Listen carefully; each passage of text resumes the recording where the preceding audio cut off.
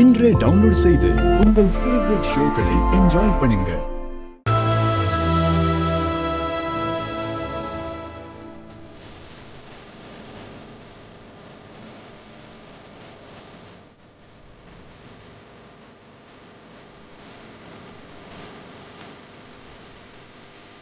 இது கடவுள் குங்கும லட்சுமி. அவர் ஆசீர்வாதத்தால நீ சீக்கிரமா குணமாயிடுவேன்.